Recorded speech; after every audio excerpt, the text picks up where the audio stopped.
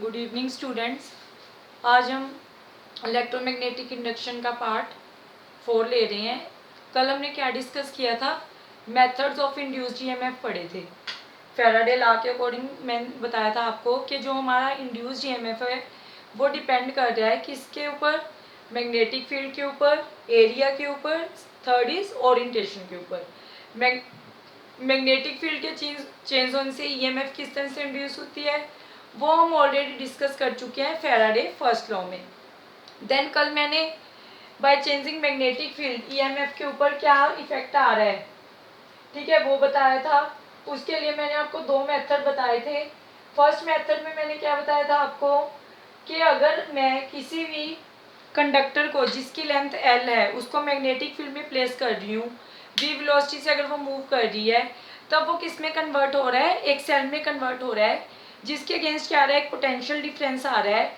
तो उसके अकॉर्डिंग जो मेरा वहाँ पे फार्मूला बना था that is electromotive force E is equal to मेरे पास आया था BVL डेरिवेशन करने के बाद। क्लियर है? तब मैंने आपको ये फार्मूला ड्राइव करवाया था कल।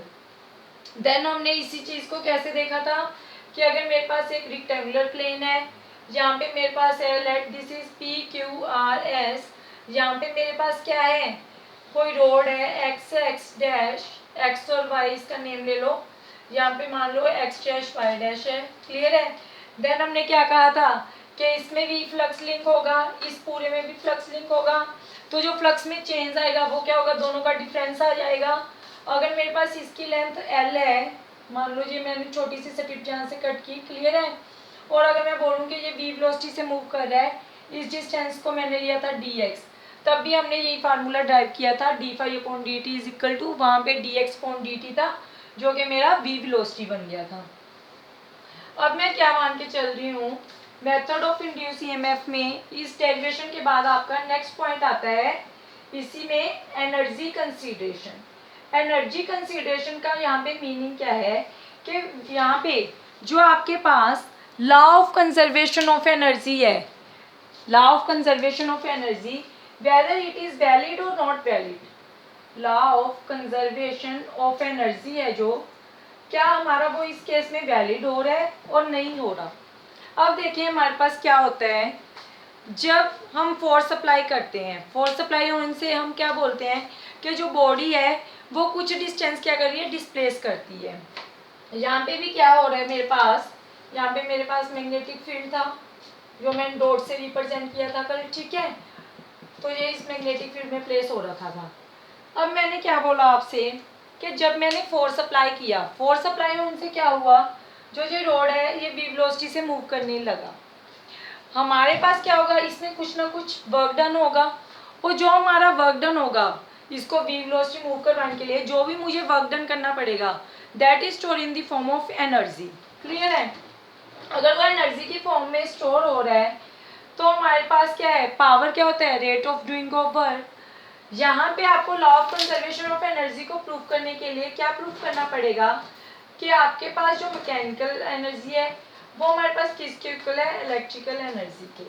इसको प्रूव करने के लिए हम क्या मान के चल रहे हैं, 11th क्लास का लेक्चर आपको ध्यान में होना चाहिए कि हमारे पास वहाँ पे जो पावर होती थी वो किसके इक्वल थी? फोर्स इंटू वेलोसिटी, कि हमें कितना वर्क डन करना पड़ा फोर्स अप्लाई करने से और वो कितनी वेलोसिटी से मूव किया। अब मैं यहाँ पे क्या मान के चल रही हूँ कि यहाँ पे मेरे पास कोई लेट, यहाँ पे क्या है? कोई रेजिस्टेंस है। क्लियर है? यहाँ पे क्या है? मेरे पास कोई रेजिस्टेंस है। तो रेजिस्टेंस है अगर, तो इसके according V is equal to क्या होता है हमारे पास? IR। I is equal to मेरे पास क्या हो जाएगा? V upon R। But V क्या है मेरे पास? पोटेंशियल। पोटेंशियल डिफरेंस को मैं E से भी डिनोट कर सकती हूँ, EMF upon R। I is equal to E upon R है, बट E तो हमने क्या प्रूव किया था? इलेक्ट्रोमोटिव फोर्स जो आया था that is VVL। I is equal to, यहाँ पे स्मॉल भी ले सकते हो आप, E की जगह पे VVL अपॉन R। क्लियर है यहाँ तक? अब हमारे पास करंट की वैल्यू आ गई। करंट के बाद हमारे पास क्या था वहाँ पे, अब हमने ये भी पढ़ रखा है मैग्नेटिज्म चैप्टर में कि हमारे पास क्या है, जब हम किसी भी करंट कैरिंग कंडक्टर को प्लेस करते हैं किसी भी मैग्नेटिक फील्ड में, then a force acting on it, clear है ये टॉपिक? कि जब भी आप किसी भी करंट कैरिंग कंडक्टर को प्लेस करोगे किसी भी मैग्नेटिक फील्ड में, तब उसके ऊपर क्या लगती है? फोर्स लगती है। और वो जो फोर्स होती है वो क्या होती है आपके पास? BIL sine of theta. तो ये मैक्सिमम फोर्स कब थी हमारे पास? मैक्सिमम इसकी वैल्यू कब आती थी? When theta is -90 degree.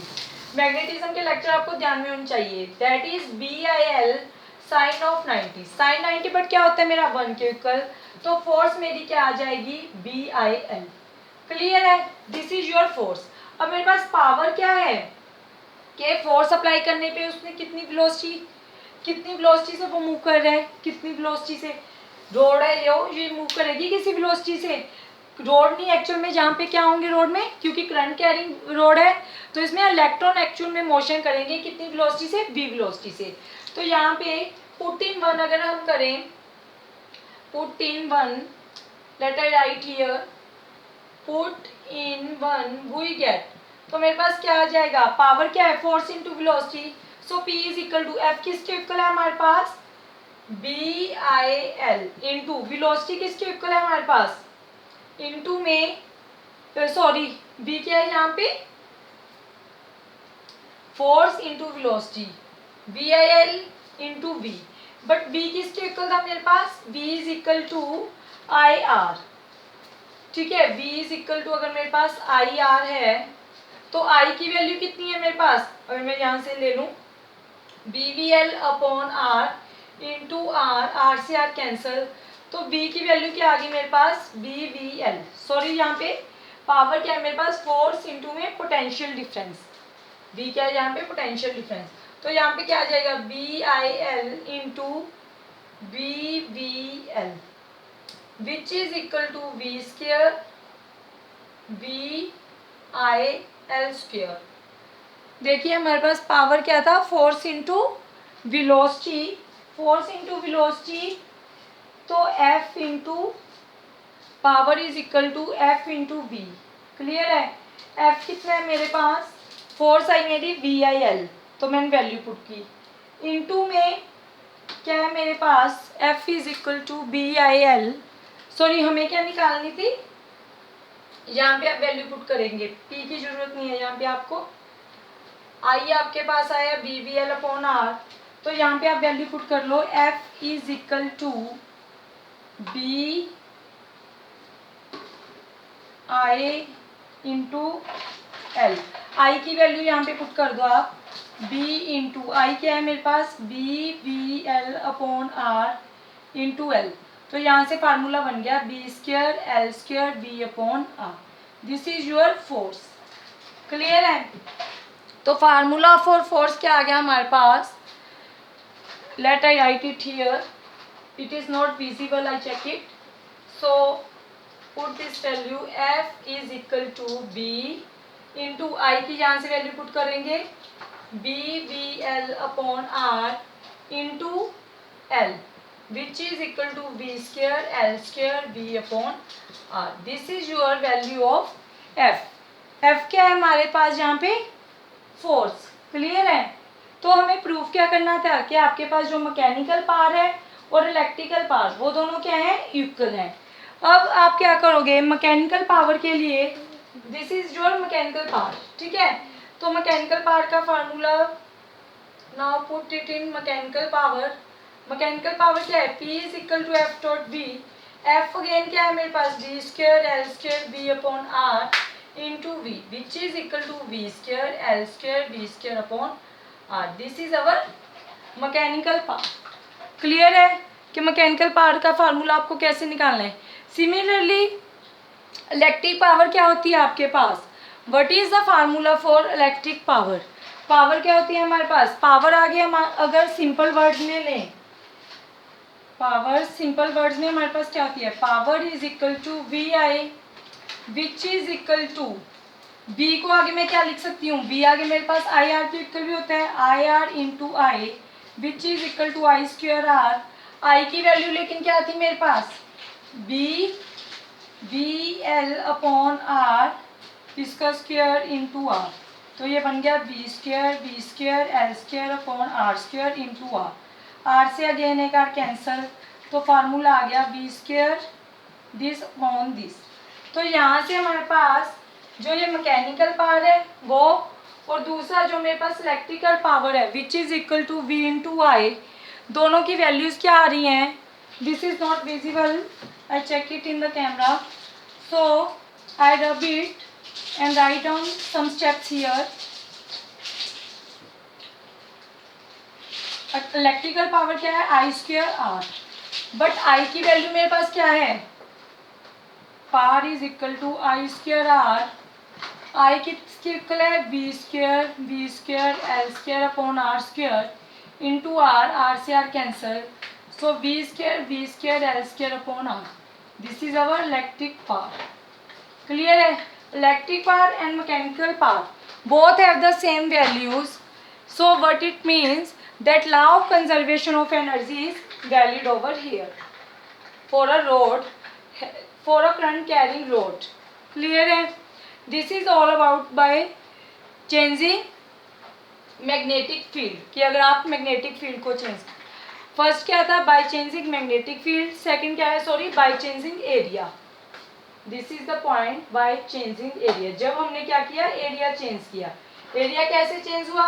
कि पूरे रेक्टेंगुलर कॉइल में से आपने इतना एरिया सब्ट्रैक्ट कर दिया। अब नेक्स्ट हमारे पास जो थर्ड मेथड था वो क्या था हमारे पास? By changing orientation EMF is induced. Method of induced EMF हम पढ़ रहे हैं, उसमें जो लास्ट मेथड है दैट इज बाय ओरिएंटेशन। अब ओरिएंटेशन मेथड को हम कैसे समझते हैं? Third is your by orientation. अब इस मेथड में एक्चुअल में होता क्या है? ओरिएंटेशन मेथड में लेट आपके पास क्या है? कोई कॉइल है, let this is a coil, ठीक है, having an number of turns. जो ये कॉइल है इसमें कितनी टर्न्स है आपके पास? Let this coil having an number of turns. Clear है? This is its magnetic field and omega is its angular velocity. Let here it makes an angle theta with the magnetic field and n cap is the normal drawn to the plane of the coil. देखिए इसमें क्या है आपके पास?